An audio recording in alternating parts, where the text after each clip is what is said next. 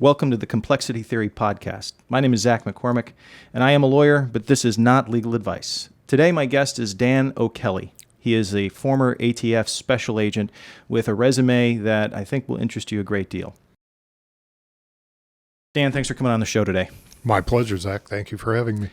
You are most welcome. I'll tell you what, we haven't known each other very long, but when I got your resume after I asked you to come on the show, I was expecting what I would, normally get from folks as a resume.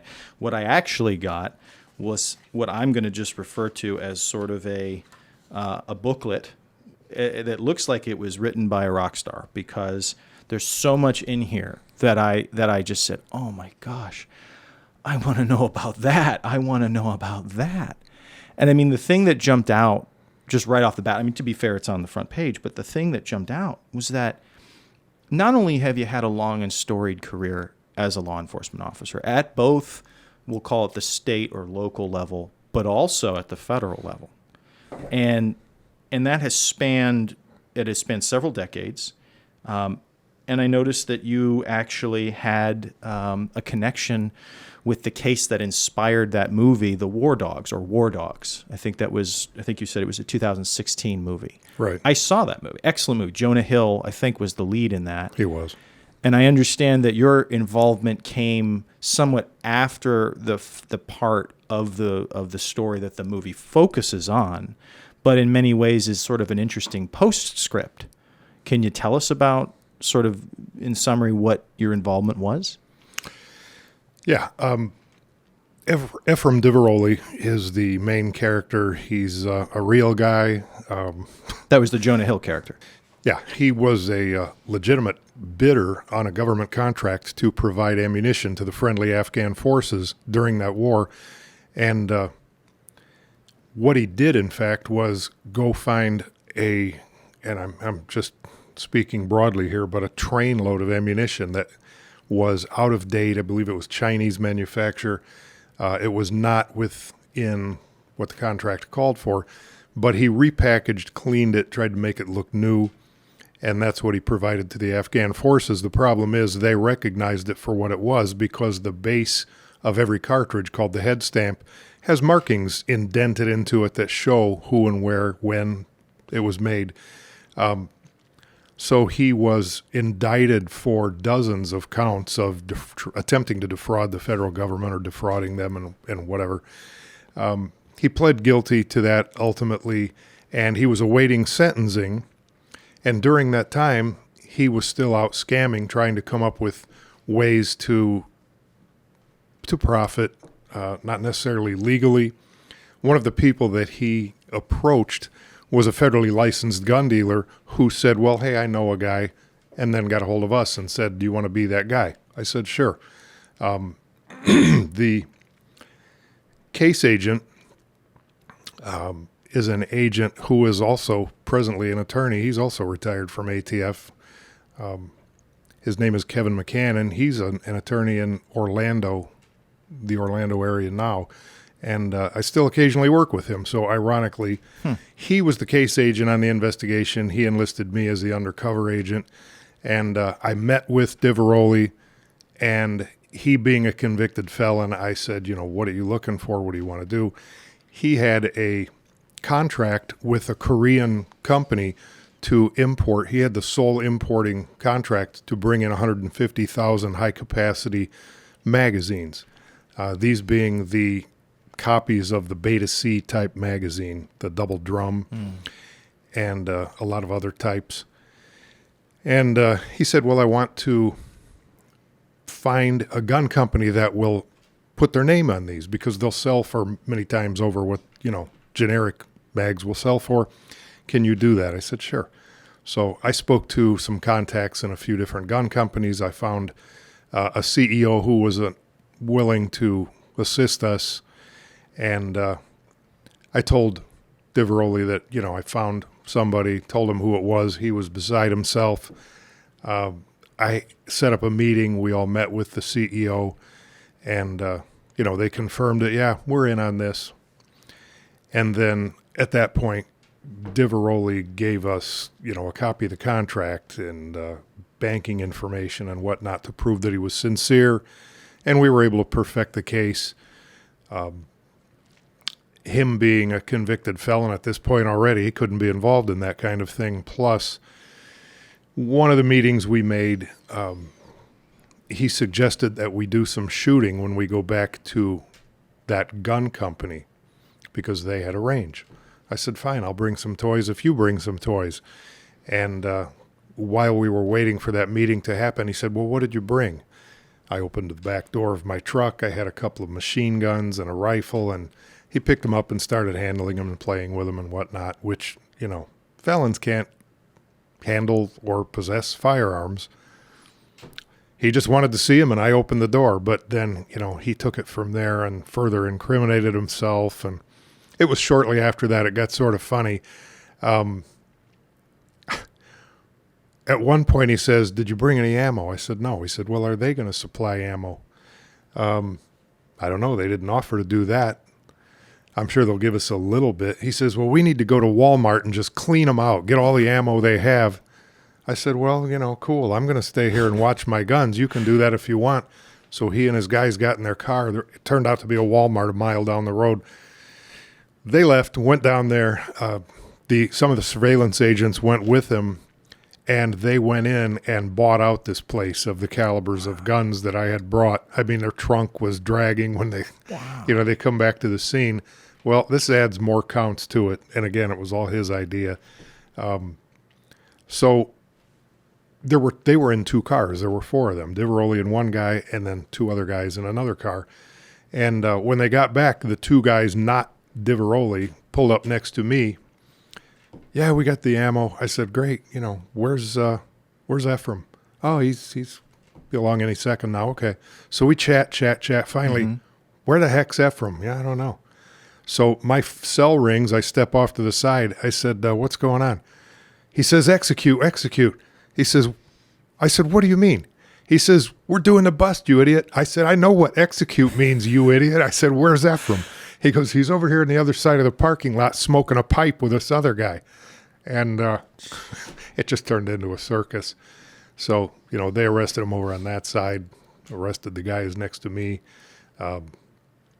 Anyway, so, that was my involvement. He ended up getting the extra counts added to his charges, was eventually sentenced, did his time, and he's back out on the streets today.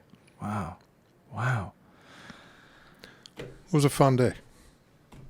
I mean, I don't even know where to begin. Some guys probably can only dream about the kinds of experiences you had. I mean, you were an undercover federal agent in a high-profile sting. Yes. How did you feel? Well, it wasn't new. I was a police officer for 11 years before I became a Fed, and 2 years of my police career, I was a full-time undercover narc on a countywide task force. And we learned how to do undercover the hard way with no training. There were three of us. They gave you a wire to wear. They gave you buy money. And it's like, okay, they have a little bit of experience. You're the FNG. Go out and learn from them.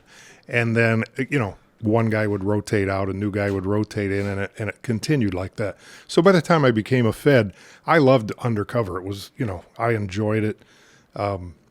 My first year on the job as a Fed, they won't let you do undercover. No matter what your qualifications were that got you hired, once you get hired, you're nobody now. You have to prove yourself again.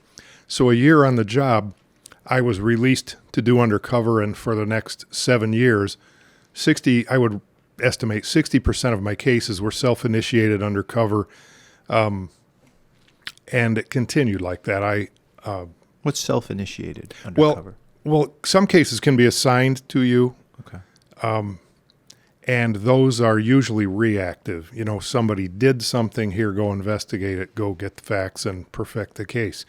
And other cases are the ones that you start. You develop an informant, for instance, and that informant brings something to you. Hey, a guy just told me in a bar last night he wants this, he wants to do that, and he needs a connection. Do you want to be that connection? Well, yeah. So then you make the case yourself. So about 2/3 of my cases were that type because I enjoyed working undercover. the Diveroli case was one of only 3 international firearm trafficking cases that I worked. I also had a case, just in passing, had a case with the Russian Mafia in Chicago. They wanted to export guns illegally into Lithuania and then into Russia, and from Russia into Bosnia during the whole Bosnian War when Milosevic was doing his thing. And then another agent and I went to Germany and did undercover over there on a guy who was shipping machine gun frames and other illegal items to the United States, marking them as metal toys or machine parts or what have you. So we went over there, met the German undercover officers and introduced them to the bad guy, and that one was fun too.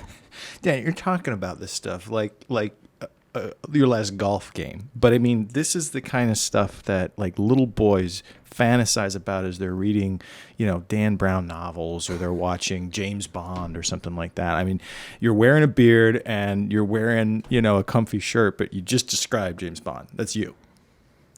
I appreciate that, but I don't see it that way. Don't you? No. Let me ask you something.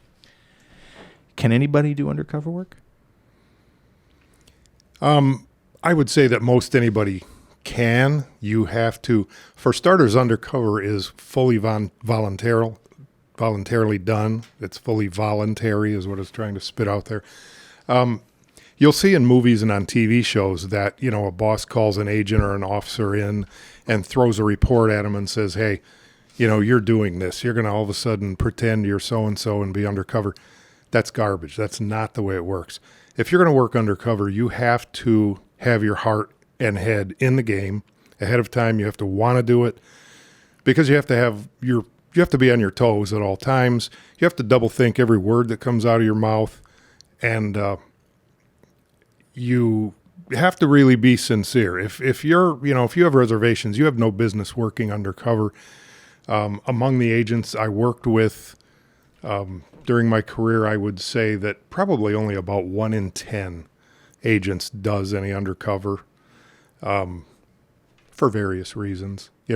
Some guys and girls just, hey, that's not my thing. I'll be a SWAT officer. I'll be a whatever. They have a specialty. If they're a polygraph examiner, if they're a dog handler, whatever.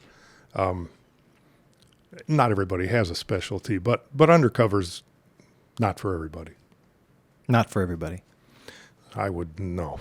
I mean, as soon as you start forcing people to do undercover, you're going to have a lot of injuries or worse. It needs to be voluntary. Are you acting when you're undercover? Yeah. You are lying your butt off. And I was going to add to that, but I hate it when secrets get, tradecraft gets given away. And so I'm watching what I'm saying now, but you have to lie your butt off with a straight face, look people in the eye, and but by the same token, you're doing a noble thing. Your mission is just, and you just keep your nose clean. You keep your integrity. You're not going to become one of them, but you have to convince them that you're one of them. So that's Don't you start to sympathize with them? At times, yeah. There were guys that by the time I busted them, I was dealing with a lot of mixed feelings. I mean, I was really a little bit twisted on the inside because, there have been times I've gone out with another agent or two and you show up and the guy's like, hey, man, what's happening? He recognizes you as one of his buds or friends, and you're like, dude, got some bad news. Here's who I really am. Put your hands behind your back. And you just see the life drain from their face. Like, what? Like, WTF? You put them in the back seat, cuffed up. And, when you glance in that rearview mirror and you see their face, it's different because you have, but here's the thing. I've actually had to say, at least one time to one of those people, look, you're the one that's in the wrong, not me. You're selling dope, dude. You're selling this, you're doing that, you're stealing cars. Because when I was a cop, it wasn't all about guns. That wasn't ATF stuff necessarily. That was people who were stealing cars and bringing them to me. Drugs. The point is, look, you're the one that crossed the line, not me. Did I lie to you? Yeah. But I don't know of any law against lying. I did what I had to do to stop what you're doing. So it is what it is. I appreciate your candor. I mean, it seems like the kind of thing that you have to come to terms with. Yeah. But then again, it's not like I needed counseling for it or anything. I mean, because, hey, you feel bad because you have that mixture of feelings. There were times when you laughed with this person. There were times when you told them a joke and got them to laugh. You felt a little bit of camaraderie because they are a human. And, not all of them are all bad, but got a job to do. You can't continue with what you were doing. It's just not good stuff. And you knew it. You had consciousness of guilt. You played the game. I played the game. If you had won, we wouldn't be having this conversation, but. So you start off at the local level in Indiana, right? Right. Just outside of Chicago. It's northwest Indiana, the Gary area, if you know. Scary Gary. And so were you always a gun guy? Yeah, I've been a gun guy since I was a kid, actually. My grandfather got me started with a BB gun, would take me hunting, first shotgun, first .22 rifle. And it wasn't just shooting. Guns have always been my passion. I've tried a couple years of golf. You any good? No. And I tried the football team in high school and, played softball out as a kid, but guns have always been my passion. And it's not just shooting. It's the history, the development, the way they've changed history and affected it, the genius in the design behind them. And it's just always been a super interest for me, and it's parlayed itself into a career, actually. That's why when I left the police department, I wanted to go to ATF because I knew I would still be able to work in the gun field versus, DEA is drugs and whatever. You said something, I think, the last time that we had met, and you had said something which isn't always apparent, I suppose, to some folks, and that is everybody assumes that, especially special agents, right? Like whether it be FBI, DEA, ATF, they're all gun guys. And I think that's a misconception, isn't it? It is.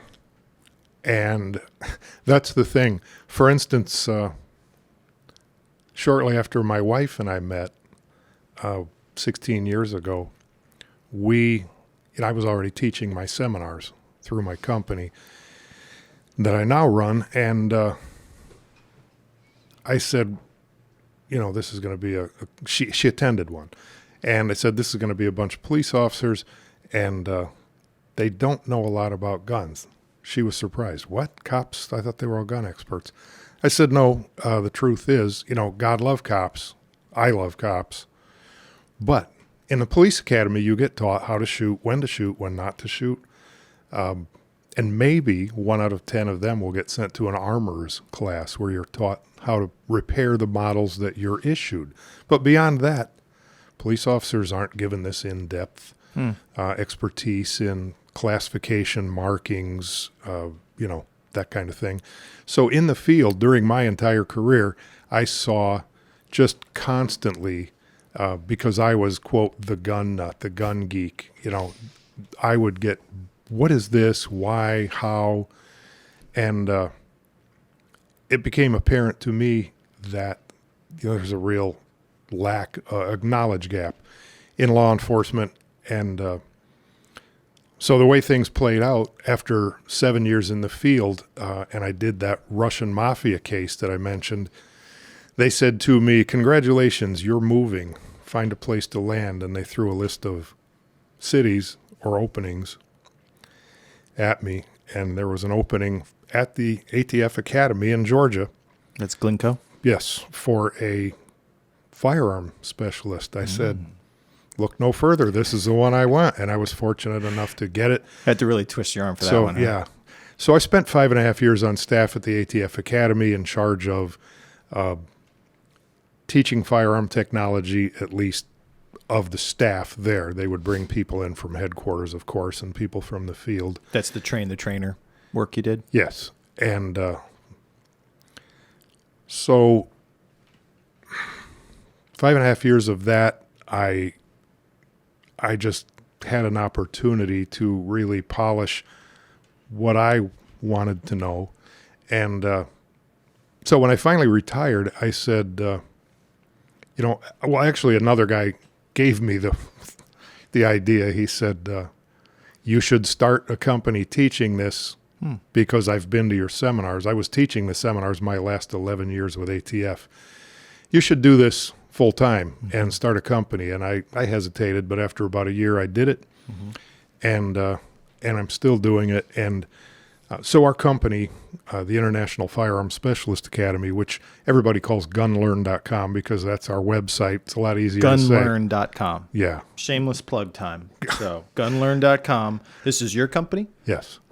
It's a little less of a mouthful than the IFSA. So we teach seminars nationwide. A lot of our clients are law enforcement people, but we also get a lot of attorneys. We've had a number of doctors. We've had, you name it, dealers, importers, collectors, manufacturers of firearms. It's open to anyone, including the general public. The only people we restrict is anybody who is not legally able to possess a firearm according to federal law, because you're going to handle firearms in the class. We cannot have any of those people in the class. But, can't have a war dog situation right. again. But there's nothing classified about what we teach, nothing secret. It's just a course which makes you a fully competent, and I hate to use the word expert because it's the most misused. And as soon as you call yourself an expert, you tend to have people start thinking, well, this is a blowhard over here. He thinks he's an expert. We call it specialist. You have more training than your colleagues in this field, so you specialize, you're a specialist. If you become an expert, and you can with this training, you can use that word, but that's a title that either your peers will give you because you've convinced them you know what you're doing, or a judge can give you, and then you've officially, as you know, been found an expert witness in court. Graduated. Yeah. So what is it then that, I know you've talked about it generally, but when you go to gunlearn.com, what is it you're learning that makes you an expert? What are you an expert in? Well, it's an entire course called the Certified Firearms Specialist course. It's broken into 14 separate modules so that you can take them as needed. If you don't want all 14, you can pick and choose. If you do want all 14, you can still do them at your pace and, of course, at your speed, home, office, whatever. But those modules are, if I get this order right, it's safety and clearing, classification, markings, nomenclature, ammunition, cycle of operation, mechanical types of operation, curios and relics, and then there are the four categories of the National Firearms Act: machine guns, short-barreled shotguns and rifles, destructive devices, silencers, and any other weapons. 5.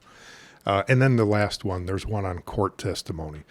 If guns play a part in what you do that may take you to court, like an officer or an attorney, of course. Not that attorneys need any coaching in testifying in court, but sometimes police officers do. Well, I know that. Yeah, perfection incarnate. Right. Yeah. But that's the final module in the course. And once a person completes all 14, we confirm that through their account, of course, and then we send to them the certificate, the support letter, and the swag, of course, and we will then be able to testify that, well, they didn't sleep through this. They actually proved that they did learn the stuff because the tests are not gimmies. You know how we all take these required annual testing for our jobs, bloodborne pathogens, what have you, and you just click through it maybe. I mean, some people might do that, right, while they're watching a football game and not really paying attention. It's just an exercise in futility. That is not this course. The tests actually do require you to apply yourself and have learned the material.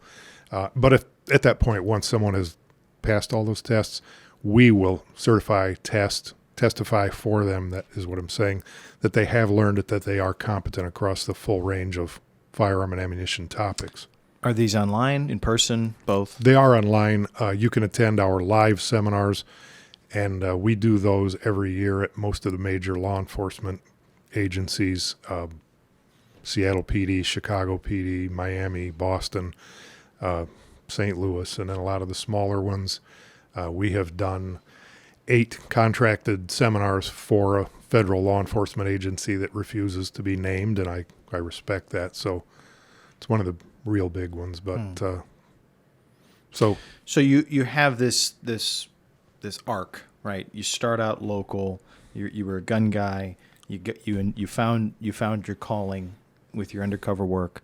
You've got some really big cases. It sounds like you dealt with that Russian Chicago Mafia connection. I'm still trying to follow the logic there. They were in Chicago, but they wanted to export from the United States weapons to Lithuania and also buy from Russia? No, from Serbia? Lithuania into Russia, and then from Russia into Serbia. And the heck of it is, they only wanted Russian, for the most part, Russian guns.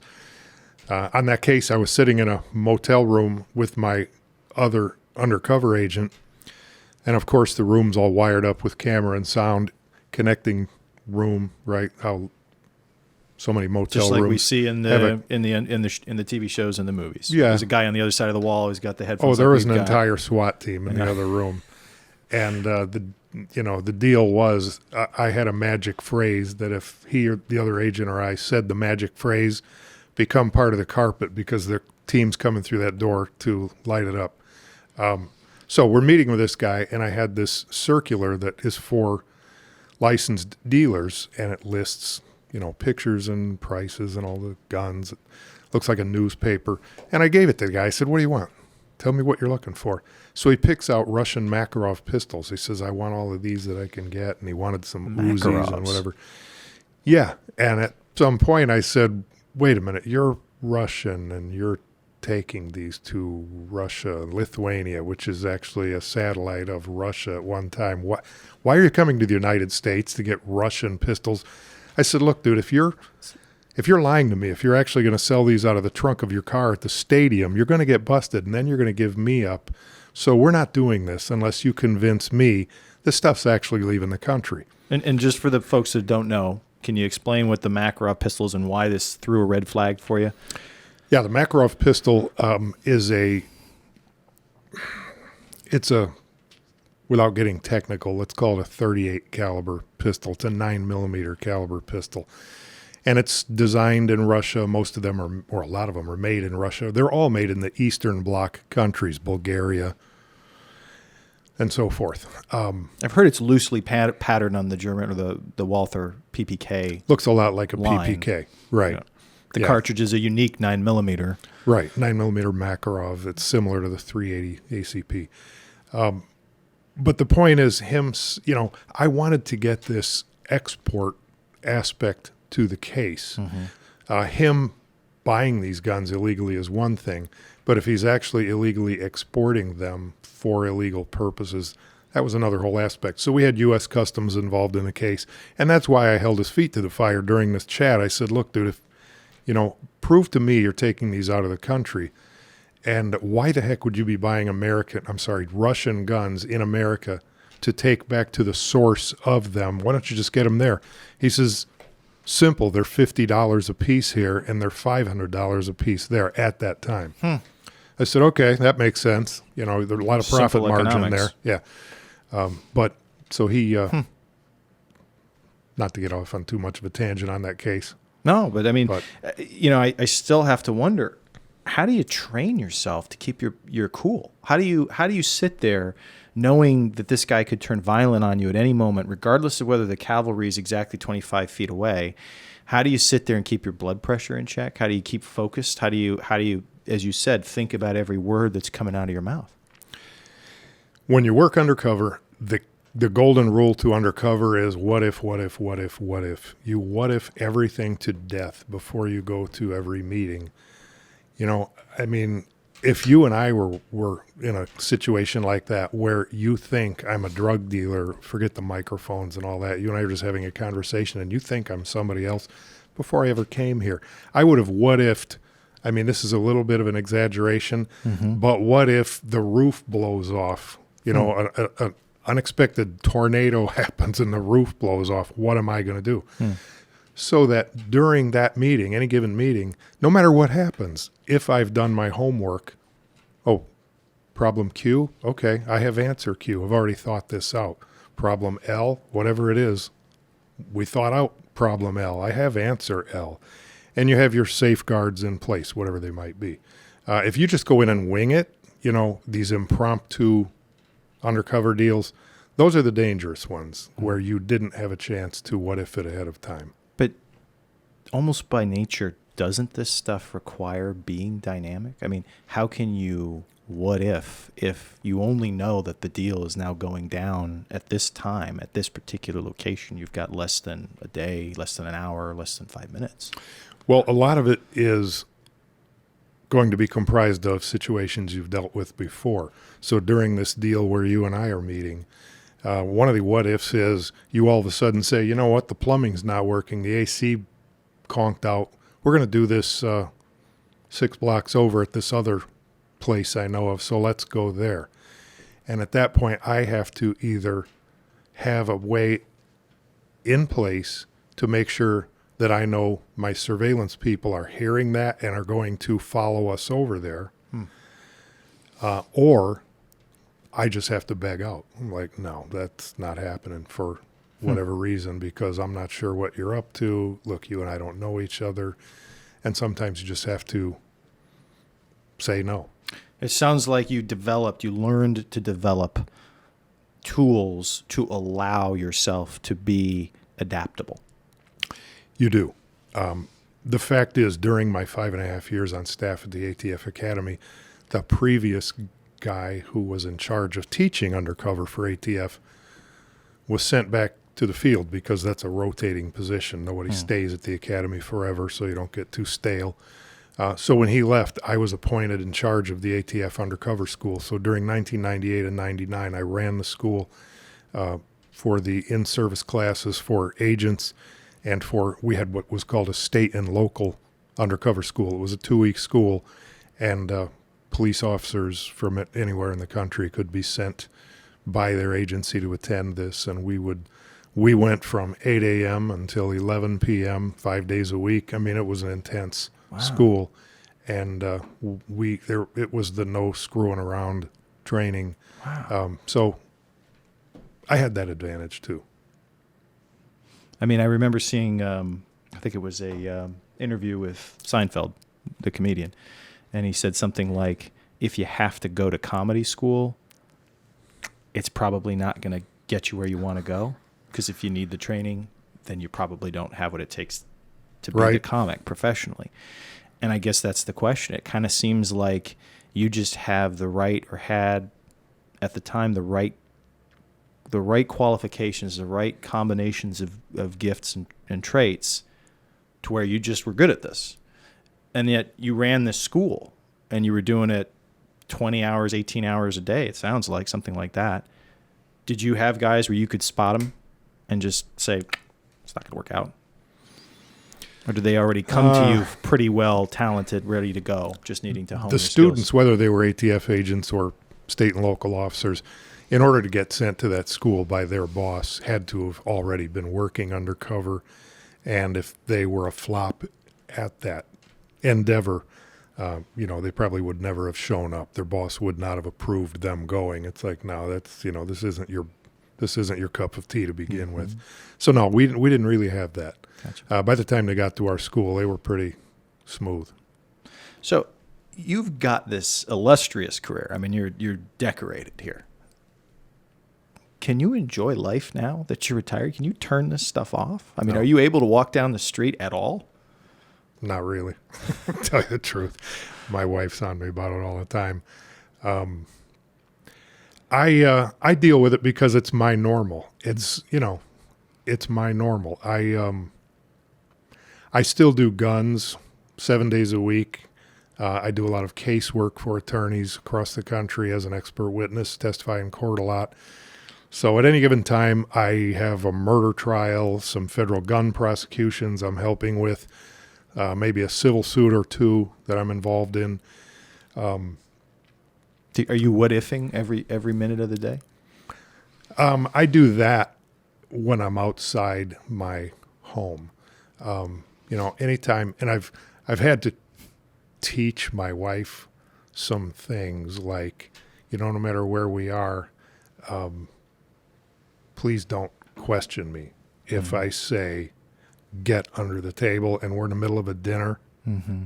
Trust me, it's time to be under the table because a shooting is about to happen because I just saw a guy walk in wearing a jacket on a 90-degree day, and he just looks the part. Something like that. I mean, it's a stretch, but you're trying to come up with some kind of an illustration. But you see things, and as every cop, I'm not special on this regard. Every cop, every agent, if they ever developed a situational awareness, especially the ones who did Undercover, the ones who were aggressive in their field work, you keep your head on a swivel, your eyes never stop moving, and you know not to miss a detail because that's the one that can get you. It's just part of the game. So I stay aware, but I enjoy myself, and I just never turn it off. So now you are on the private side. You're private sector now, and one of the things that impressed me about your character was that, and it actually echoes one of the first things you said here today, was that your function is the job. Which when we talked about this before, it seemed like what you were saying was, I follow the law wherever that points me. That's true. I get emails, I get phone calls from attorneys regularly. Heard about you through XYZ, whatever. I have a case, wonder if you would listen to it, see if you can help me. And they tell me in a nutshell what it's about. At that point, I say, well, I don't think I can help you, and here's why. Or I say, I think I can help you, and I'll tell them why. I don't tell them how, because that's a part of not giving away the store. If I give them, then they don't need me. If give away that's the your strategy. Product. That's your product. Right. But at that point, I always close with, I'm going to tell you, though, that you're going to get the truth. I need to read your discovery, read the reports, whether, police report, lab reports, autopsy reports, and I'm going to tell you my honest take on this. If that helps your case, let's rock, But if what I have to tell you doesn't help your case, as a matter of fact, it hurts your case, you and I don't have to talk again. You can go shopping for some person that works as a liar for hire, as they call them, a hired gun. But that's not what I do. My integrity is what keeps me afloat. And for that matter, some people in ATF don't like me anymore because I have even caused the Bureau of ATF to have to change the federal definition of a firearm within the last year by my testifying to what the law says versus what their practices are and or were. And when I get criticized for it, I have said, I'm telling the truth. If you see where I'm lying, feel free to indict me for perjury, and yet no one has, because I'm telling the truth. And, anybody who has a problem with the truth, who's the bad guy? It's just... you're telling the truth. Exactly.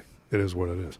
But that's one of the last things I was hoping to talk to you about, because, for the folks that don't know, right, one of the roles that the ATF plays in our governmental structure is to try to help identify whether something is a gun.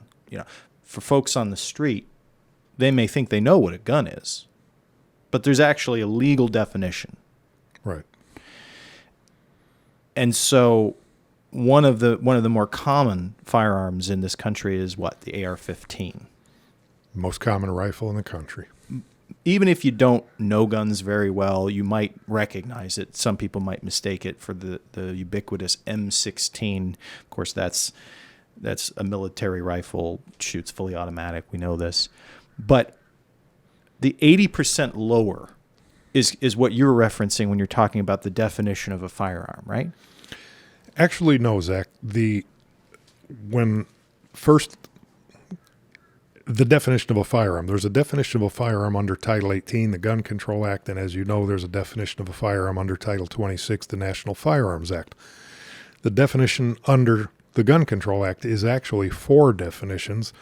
The first one everybody's familiar with, any weapon which expels a projectile by the action of an explosive. Number 2, the frame or receiver of any of the above. Number 3, any silencer, and number 4, any destructive device.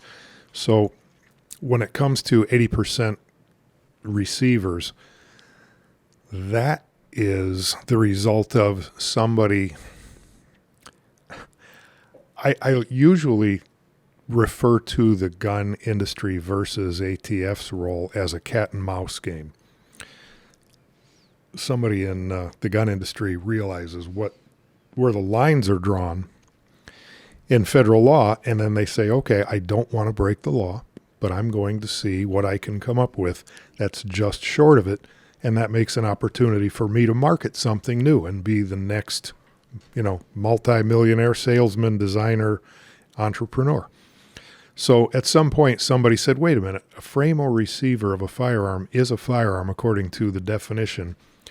So how close can I get to completing the lower of an AR-15 without crossing the line? Hey, ATF, where's the line drawn? And for the people that don't know, when you say lower, the lower receiver is the part of an AR-15 that since 1968, ATF, which wasn't even ATF then, it was still part of the IRS. Was it? Yeah, they became their own bureau in 1972. But since then, they have always said, well, on an AR-15, the lower, and I hate to use the word receiver, the lower receiver, that's the frame. That's the part that's regulated, has to be serialized, et cetera. And again, this is when you say the lower portion of the frame, again, for the folks that don't know this, the AR-15 type of firearm literally has 2 main parts, right? You have the pointy part, that's the barrel, that's where the bullet comes out of, and then you have the part where all the mechanicals essentially go into making the bullet shoot through the barrel, and that is actually divided into a top half and a bottom half. It actually hinges open, right? Right. So when you're talking about the lower, you're talking about the bottom portion of that housing, right? It houses the fire control components. So ATF said, since day one, when this thing hit the market for civilians as a semi-automatic, that lower receiver, as they call it, is the firearm frame, and that's a firearm by itself as per the definition in Title 18. Well, they went on with that for decades and decades. And as an ATF agent, what could I do? I never actually personally prosecuted anybody for having just those. And viewers should keep in mind that with what I'm about to explain, once you put all the parts onto a lower and make it a shootable AR-15, whether that version, pistol version, rifle version, what have you, now it satisfies definition 1. It's a firearm via a weapon which expels by the action of an explosive. It shoots. Yes. So as far as the type of firearms which are just bare frames or receivers, as far as that goes, ATF said, well, this AR lower is one of those.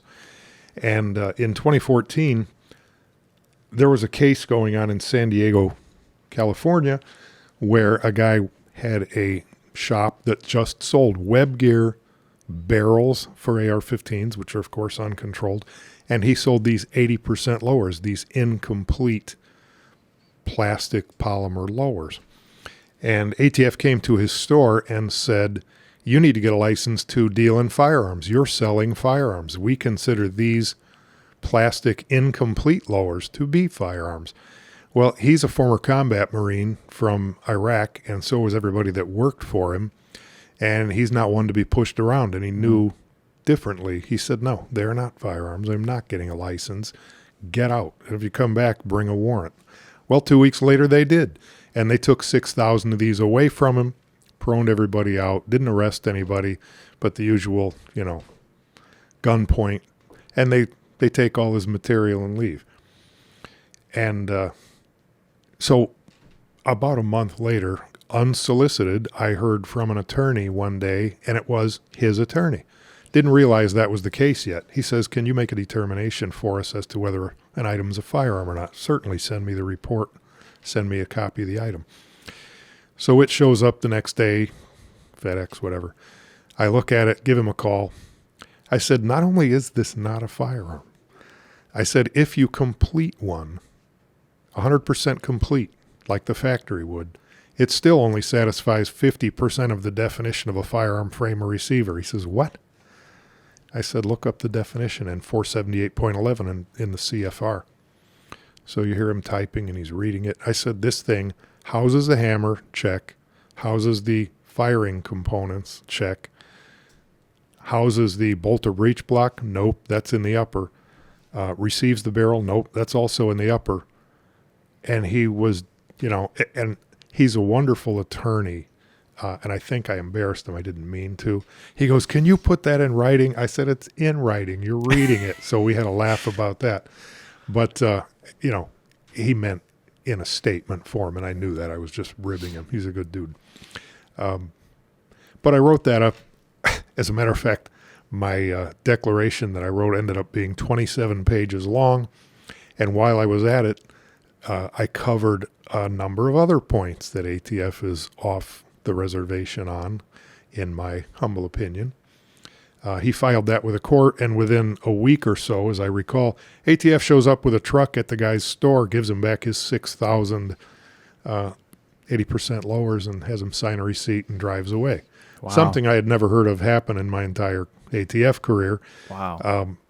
And that snowballed into several other cases up until 2019, each of which were cases that I was retained on, testified in, and, the government did not prevail, we'll put it that way, culminating in a case in Toledo in, I think it was 2019, the Roald Robeson case, where it actually did go to trial. I testified, and the judge acquitted both defendants. He admonished ATF, telling them they needed to correct, if they wanted to include things like this as firearms, they needed to fix their definition. Previous to that, ATF had been warned in a 2015 case, the one right after the 80% lower thing.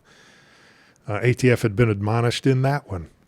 That was out of Oakland, California. That was the Jimenez case.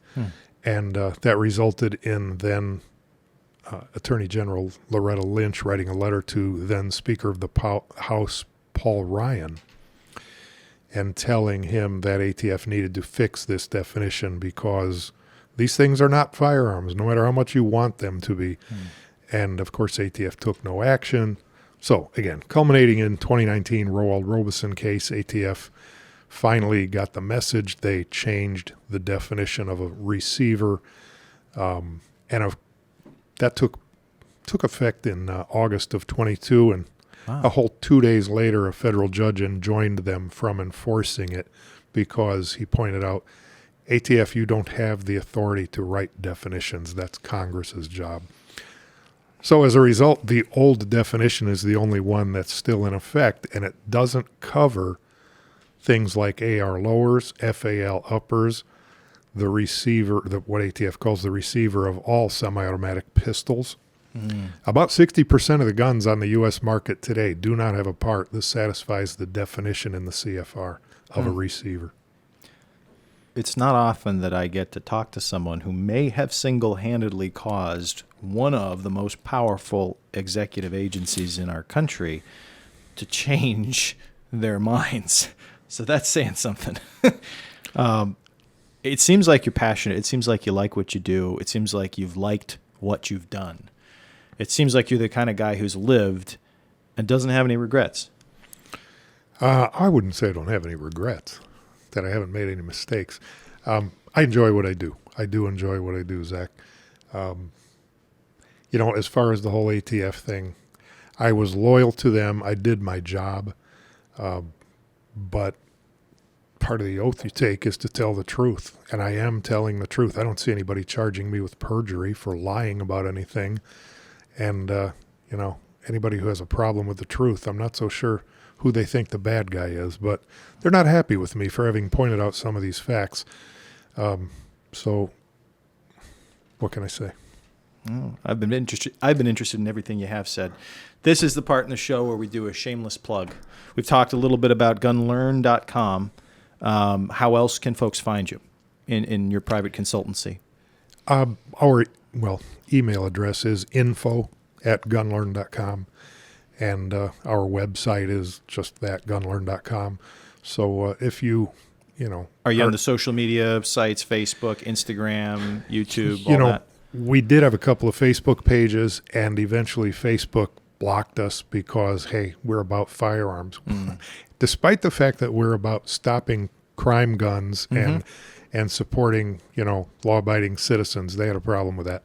I'm not that much of a social media guy. We do have a LinkedIn account and a Twitter account. Don't use them that much. But if anybody's interested in having one of our live seminars at their agency or their company, please feel free to reach out. And as a matter of fact, police agencies can get the training for free if they let us use their classroom. We give them some free seats in return, and it's a win-win for everybody. Nice. Dan, thanks so much for talking. Thanks so much for sharing. Really appreciate you coming on the show. Been a pleasure. Thanks, Zach. Thanks.